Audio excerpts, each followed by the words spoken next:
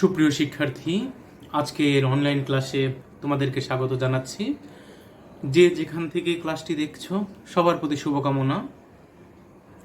HSC পরীক্ষার্থী যারা রয়েছে, যারা নতুন একাদশ শ্রেণীতে রয়েছে এবং দ্বাদশ শ্রেণীতে, তাদের প্রত্যেককে একটা গুরুত্বপূর্ণ অধ্যায়ের গুরুত্বপূর্ণ কিছু শব্দ অর্থ মেসেজ দেওয়ার জন্য আজকের ক্লাসটা খুবই গুরুত্বপূর্ণ।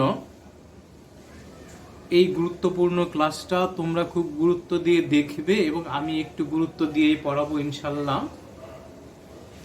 তো বেশি কথা না বলে আমরা মূল পড়ায় চলে যাই। তোমরা বইটা সামনে নিবে, আমি এখানে বলবো যে এই লাইনটা দাগ দিয়ে রাখো, এই অর্থ হলো এগুলো তোমরা দাগ দিয়ে রাখবে।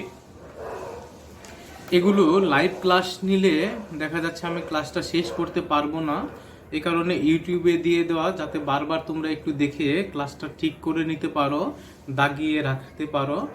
কিছুদিন পরে যখন আমরা সরাসরি ক্লাস নিতে পারবো, তখন তোমাদের যদি কোনো বিষয় জানতে ইচ্ছা থাকে বা আগ্রহ থাকে, তাহলে তোমরা অবশ্যই জিজ্ঞাসা করবে। দেখো, আমরা প্রথম লাইনে চলে যাই। যারা আর্টসে রয়েছে তাদের জন্য প্রশ্নটা আসে ভর্তি পরীক্ষায়, যে আহ্বান গল্পটির প্রথম লাইন কি? দেশে ঘর বাড়ি নেই অনেকদিন থেকেই, এটা গল্প কথকের কথা। পৈতৃক বাড়ি যা ছিল ভেঙে চুরে কি হয়েছে, ভিটিতে জঙ্গল গজিয়েছে। এ অবস্থায় একদিন গিয়েছি দেশে কিসের একটা ছুটিতে। তাহলে আমাদের মনে রাখতে হবে, লেখক প্রথমবার যখন দেশে আসলেন তখন সেই ছুটিটা উল্লেখ করা নেই, কিসের একটা ছুটির কথা বলা হয়েছে। দেখো, তোমাদের এখানে ঘর বাড়ি শব্দটা বলা হয়েছে ঘর ও বাড়ি দ্বন্দ্ব সমাস। পৈতৃক আমরা জানি এটা পিতা যুগ শ্রিক, পৈতৃক এটা হলো কৃত প্রত্যয়, শব্দটি বিশেষণ। ভেঙে চুরে ভেঙে চুরে যেহেতু বিভক্তি লোপ পায়নি, এটা অলুপ দ্বন্দ্ব সমাস। এখন আমি যদি তোমাদের সমাসের উদাহরণগুলো এখান থেকে দেই, তাহলে তোমাদের অবশ্যই পারা উচিত, কারণ আমি বলে দিচ্ছি। গ্রামের চক্রবর্তী মশাই, দেখো চক্রবর্তী মশাই, আমরা চক্রবর্তী মশাই বলি, কিন্তু এখানে চক্রবর্তী, যে চক্রবর্তী উপাধি রয়েছে তার সংক্ষিপ্ত রূপ হলো চক্রবর্তী মশাই, লেখকের বাবার পুরাতন বন্ধু। তিনি লেখককে দেখে খুব খুশি হলেন, তারপর বললেন কত কাল পরে তুমি এলে। তারপরে দেখুন বললেন দীর্ঘজীবী হও, বাড়ি ঘর করবে না, আজ্ঞে সামান্য মাইনে পাই। তার মানে আমরা দেখতে পাই যে লেখক একটি সম্মতি সূচক দিয়েছেন, জি আজ্ঞে করব, যা সামান্য মাইনে পাই তা দিয়ে সম্ভব না। এটা কে বলছে? গল্পকথক বা লেখকের উক্তি। দেখো, মাইনে শব্দটার অর্থ অনেক সময় আসে, মাইনে শব্দটার অর্থ হলো বেতন। এখানে বেতন অর্থে ব্যবহৃত হয়েছে মাসিক বেতন। আর মাইনে শব্দটা আসলে ফার্সি শব্দ। আবার বলছি, মাইনে শব্দটা কোন জাতীয় শব্দ? ফার্সি শব্দ, তোমরা মনে রাখার চেষ্টা করবে। তাতে কি গ্রামের ছেলে গ্রামে থাকবে, বসবাস করবে। তারপরে তিনি প্রস্তাব দিলেন, তিনি কি করলেন? ঘর বাস দিবেন, চালা ঘর তুলে ফেলো, মাঝে মাঝে যাতায়াত করো। তাহলে অবজেক্টিভ আসে, কে লেখককে ঘর তোলার জন্য ঘর বাস দিবেন? চক্রবর্তী মশাই। চক্রবর্তী মশাই কি দিবেন? ঘর বাস দিবেন। চালা ঘর, দেখো চাল দ্বারা নির্মিত ঘর, এটা চাল দ্বারা নির্মিত ঘর, তৃতীয়া তৎপুরুষ সমাস। তাহলে আমরা জানি দুই পাশে ছাদ বিশিষ্ট, অর্থাৎ ছনের ছাদ বিশিষ্ট যে ঘরগুলো, সেইগুলোকে বলা হয় চালা ঘর। এগুলো যারা গ্রামে রয়েছে, এখন বর্তমানে টিনের ঘর রয়েছে, টিনের চালা ঘর তোমরা গ্রামে গেলে দেখতে পাবে। তারপর আরো অনেকে এসে ধরলো, অনেকেই বললো ঘর উঠাতে হবে, অনেকদিন গ্রামে এসে ভালোই লাগছে। বড় আম বাগানের মধ্য দিয়ে বাজারের দিকে যাচ্ছিলেন। তাহলে আসবে অবজেক্টিভ, যে লেখক বা গল্প কথক কোন দিক দিয়ে বাজারে যাচ্ছিলেন? আম বাজারের মধ্য দিয়ে। তারপরে তার আম গাছের ছায় একটি বৃদ্ধার চেহারা, ডান হাতে নুড়ি, ঠক ঠক করতে করতে বোধহয় বাজারের দিকে চলেছে। তাহলে বুড়িকে লেখক কোথায় দেখলেন? আম গাছের ছায়ায়। আম গাছের ছায়ায় একটি বৃদ্ধের চেহারা দেখলেন। দেখুন বুড়ি কি করছে? ঠক ঠক, এটা হলো একটি ধনাত্মক অব্যয়। ঠক ঠক কোন ধরনের শব্দ? ধনাত্মক অব্যয়, অর্থাৎ বারবার। ঠক ঠক এখানে দ্বিরুক্তি শব্দ ব্যবহার হয়েছে, বারবার অর্থে ব্যবহৃত হয়েছে। তারপর লেখক কি করলেন? বুড়িকে দেখে দাঁড়ালেন এবং বললেন, কোথায় যাচ্ছেন? বুড়ি বললেন, বাজারে বাবা।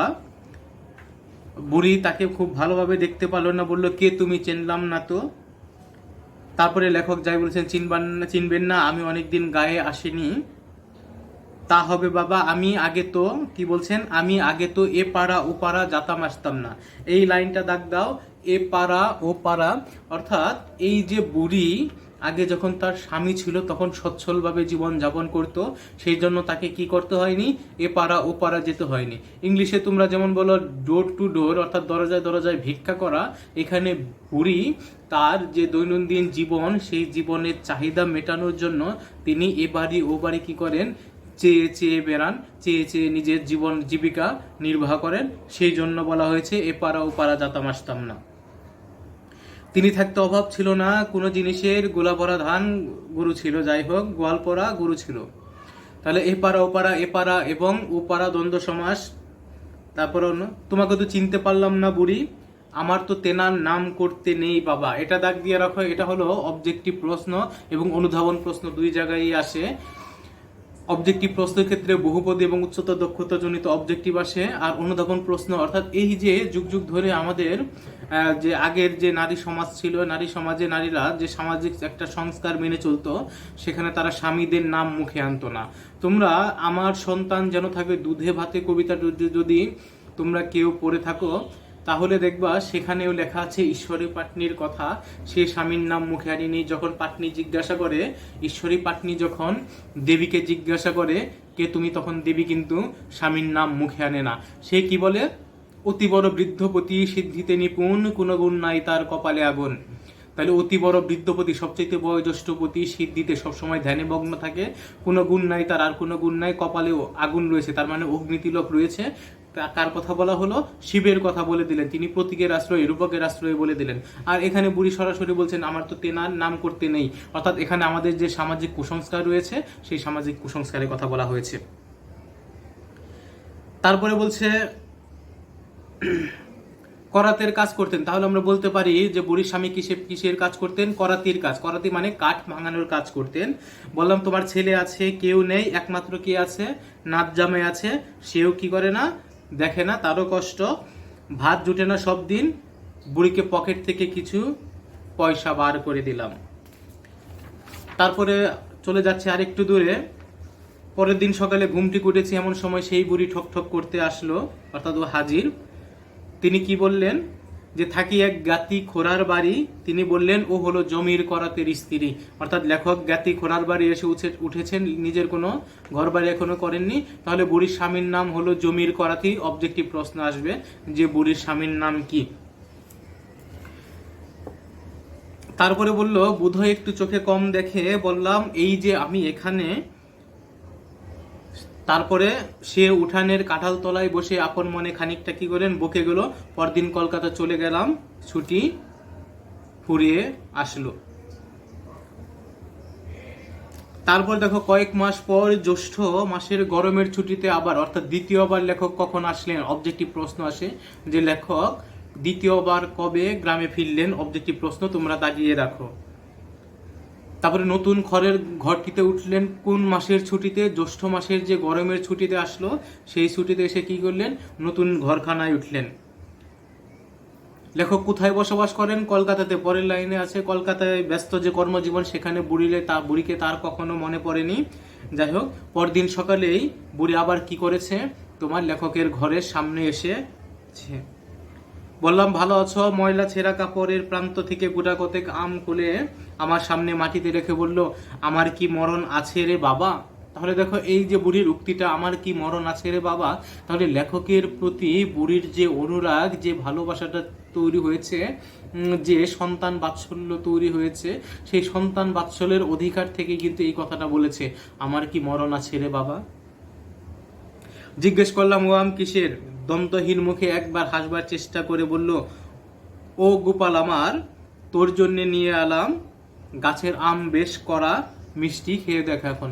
তাহলে বুড়ি লেখককে কি নামে ডাকতো, গোপাল। বুড়ি লেখককে কি নামে ডাকলো, গোপাল। তাহলে ও গোপাল, গোপাল এই শব্দগুলো গল্পের মধ্যে কতবার ব্যবহৃত হয়েছে সেগুলো থেকে কিন্তু অবজেক্টিভ আসে, যে গোপাল শব্দটি কতবার এসেছে, ও গোপাল কতবার এসেছে, ও মোর গোপাল কতবার এসেছে। এভাবে যারা ভর্তি পরীক্ষা দিবে, আর্টসের স্টুডেন্ট এবং কমার্স স্টুডেন্ট, তাদের এভাবে প্রশ্ন আসে। বড় ভালো লাগলো, গ্রামে অনেক দিন থেকে আপনার জন কেউ নেই, যাই হোক ঘনিষ্ঠভাবে সম্বোধন করার লোকের দেখা পাইনি বাল্যকালে পিসিমা, অর্থাৎ বাল্যকালে মা পিসিমা মারা যাওয়ার পর থেকে।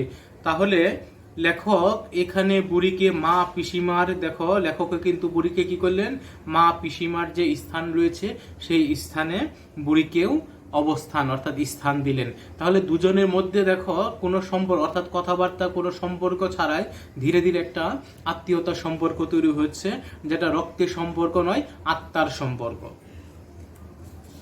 তারপরে বলছে যে পরদিন সকাল হয়েছে, সবে বুড়ি দেখি উঠানে এসে যাচ্ছে। ও গোপাল, বিছানা ছেড়ে উঠে বললাম, আরে এত সকালে কি করে? যাই হোক, হাতে কি?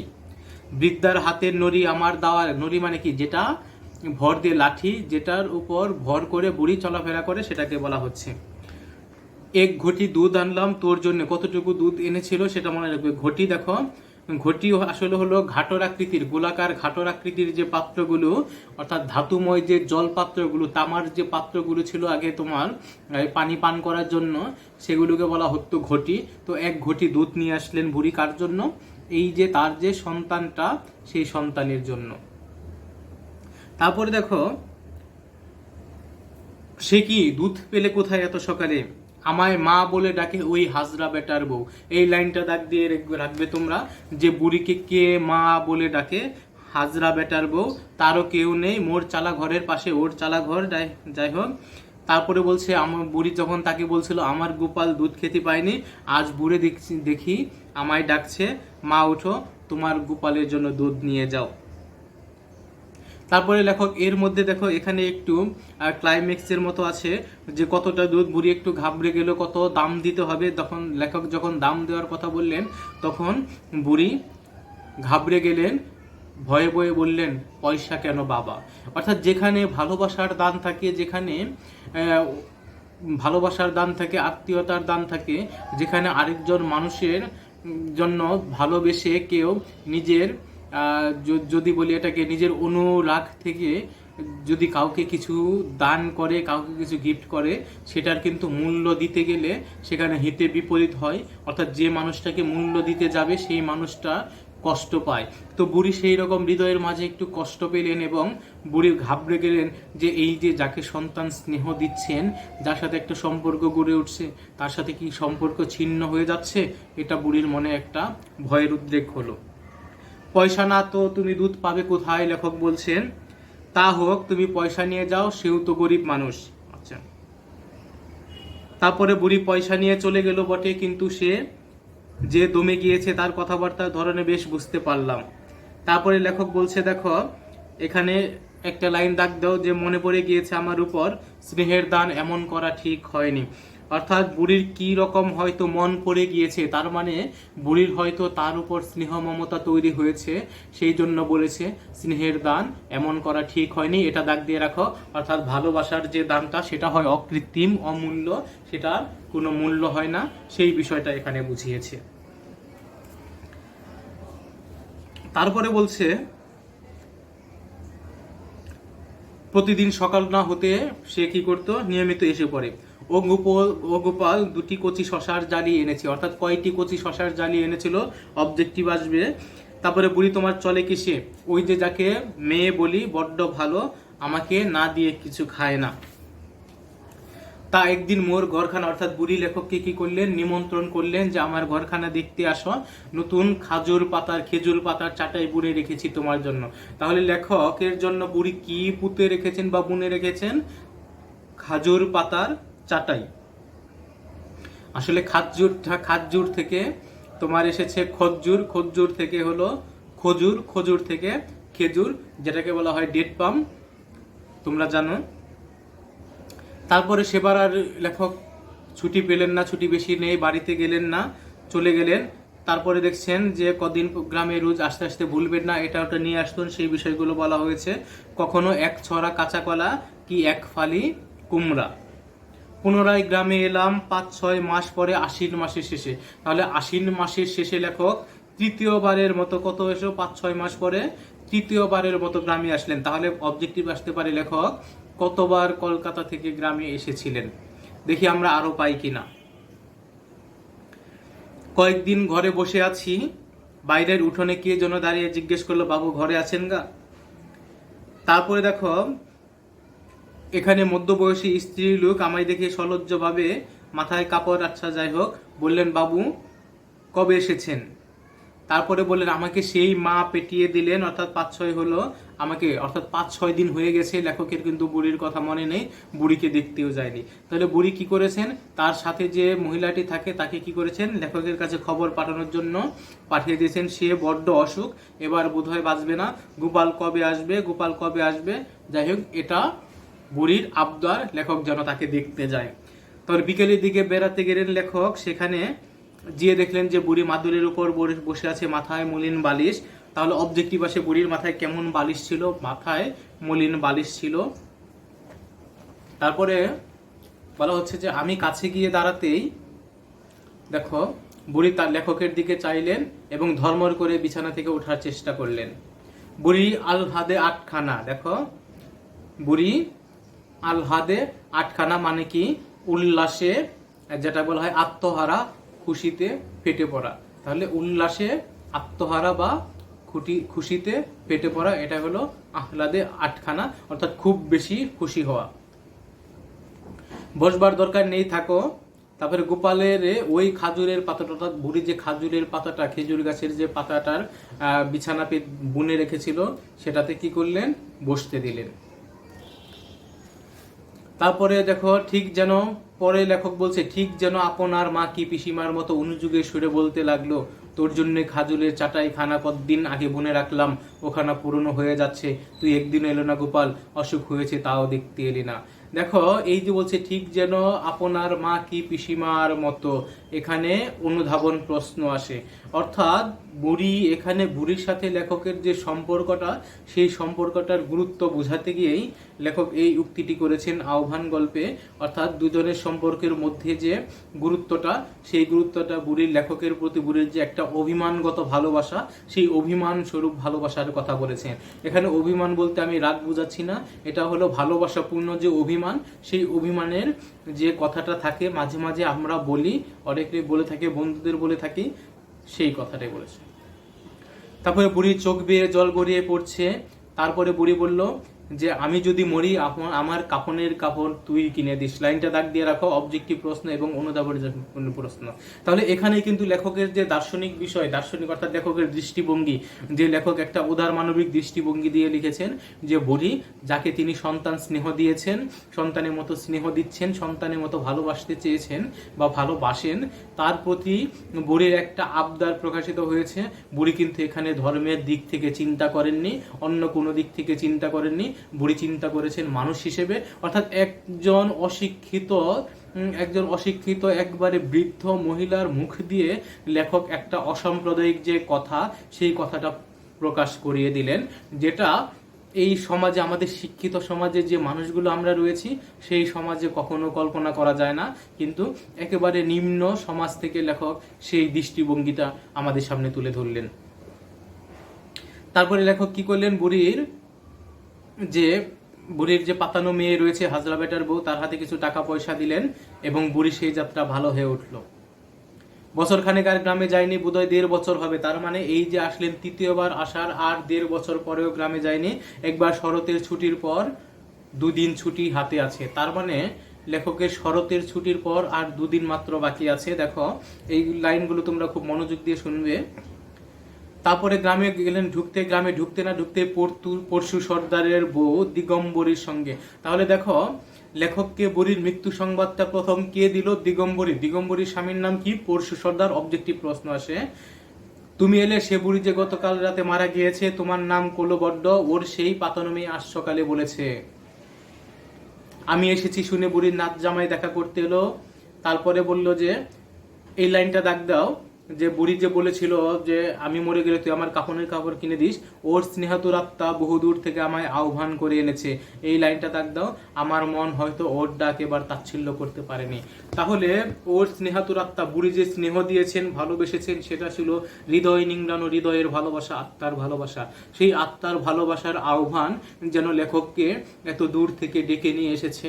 বুড়ির মৃত্যু হয়েছে এটা না জেনেও সে যেহেতু চলে এসেছে, তখন লেখকের এই যে অনুভূতি অনুভূতিটা, এই দুইজন মানুষের যে অনুভূতির ভালোবাসাটা একজন আরেকজনের অনুভূতির সাথে, সংবেদনশীল অনুভূতির সাথে যুক্ত, সেই মানবিক দিকটা, সেই উদার মানবিক দিকটা লেখক উপস্থাপন করেছেন, যে ওর স্নেহাতুর আত্মা বহু দূর থেকে আমায় ডেকে এনেছে। অর্থাৎ এখানে বুড়ির যে ভালোবাসাটা, লেখকের প্রতি তার যে আত্মিক ভালোবাসাটা, সেই আত্মিক ভালোবাসা, আত্মিক টানের কথা বলা হয়েছে। তারপরে বলছে, দেখো,